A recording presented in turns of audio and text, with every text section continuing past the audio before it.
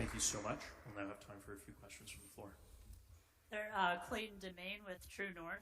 You said you'd, in the past, that you'd work toward meeting Canada's NATO target of spending 2% of our GDP on defense. Where would that money be spent? And under your dollar for dollar plan, where would you cut to account for that massive spending? Well, where would it be spent? On the front lines, better equipment and better resources for the men and women in uniform, more reservists who are not only equipped to prepare Canada for an armed conflict, but also can apply the military skills they learn in the civilian economy.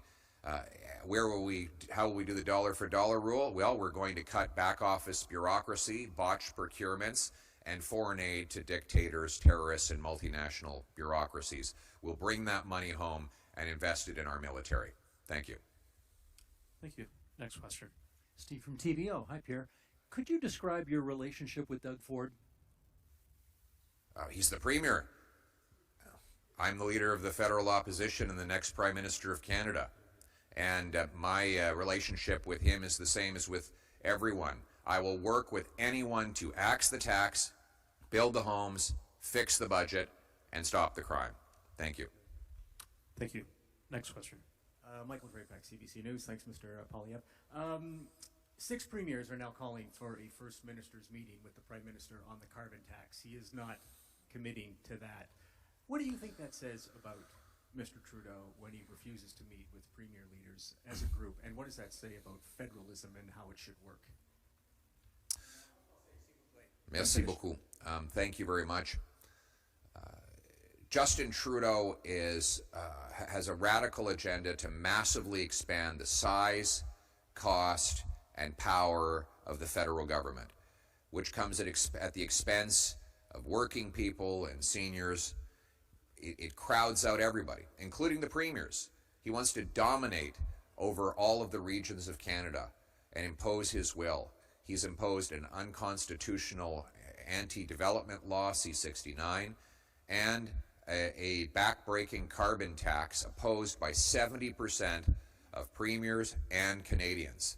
If Justin Trudeau is so sure of his plan to quadruple the carbon tax to 61 cents a liter, he should have the courage to sit down with our premiers and explain that to them, because they oppose his plan. They know that his tax is going to take money away from hospitals and schools who have to spend more on their energy, take money out of our local social services who will be paying out more assistance to people who can't afford to eat. It will force more social breakdown because people can't keep it together. So he should have the courage to sit down with the premiers and explain why he believes he needs even more money. In every single province, the federal carbon tax applies. Middle-class Canadians pay more than they get back, according to the Parliamentary Budget Officer. And the Prime Minister, by the way, he should stop gaslighting and attacking the premiers and other common-sense Canadians. He is lying when he says the carbon tax makes you better off.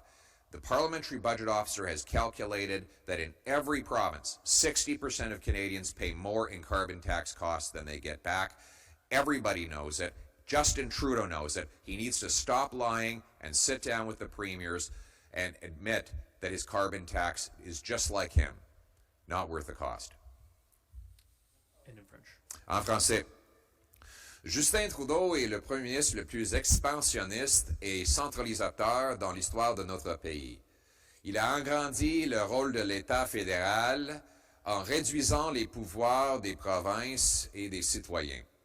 Il veut ramasser tout l'argent à Ottawa et tout le contrôle entre les mains de lui et ses fonctionnaires dans la capitale, Ottawa. Ce qui m'étonne par contre, c'est que le Bloc l'appuie. Le Bloc a voté pour 500 milliards de dollars de dépenses centralisatrices, inflationnistes, expansionnistes de Justin Trudeau. Donc pourquoi le Bloc, un soi-disant parti de souveraineté, veut-il ramasser l'argent des Québécois à Ottawa? N'est-il pas une contradiction en ça? Le seul parti qui a voté pour moins de gouvernement fédéral. Pour un État plus petit et un Québec et des Québécois plus grands, c'est le Parti conservateur. Nous voulons réduire la taille et le pouvoir de l'État fédéral pour agrandir le pouvoir des Québécois et de tous les citoyens du Canada. Nous sommes le seul parti comme ça. Un petit gouvernement avec des grands citoyens. J'insiste que le premier ministre s'assoie avec les premiers ministres du Canada pour écouter leurs demandes et leurs revendications et qu'il arrête d'envahir dans les compétences du Québec et des provinces. Thank you. This will be the final question. Sarah Tomlinson, Radio-Canada. Lequel des programmes du gouvernement Trudeau abolirez-vous pour équilibrer le budget? Les soins dentaires, les soins médicaments ou des garderies abordables? Je vais éliminer la Banque de l'infrastructure de 35 milliards de dollars.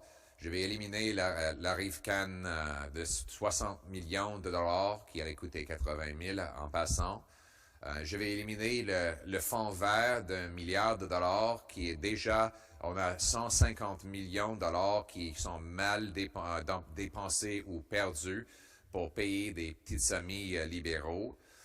Je vais éliminer, je vais couper dans les consultants qui consomment maintenant 21 milliards de dollars. Ça, c'est 1400 dollars pour chaque famille canadienne. C'est un énorme gaspillage d'argent et je vais couper tous ces dépenses-là pour réduire le coût du gouvernement et le coût de la vie pour les Canadiens. Thank you very much.